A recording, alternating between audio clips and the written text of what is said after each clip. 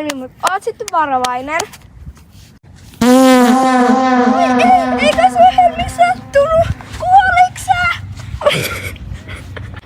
Mitä? Just äiti sanoo. Lapsi! Helmi, haluatko mennä uimaan nyt?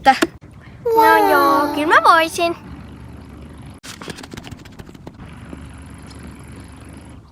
Jee!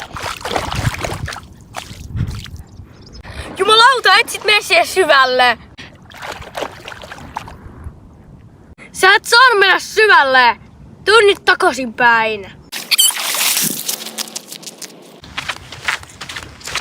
Mitäköhän tää on? Se on hanhen paskaa. Nyt. Mikä paska on? Paska on kakkaa. Mä taisin maistaa sitä. Voi elämän kevät sunkin kanssa.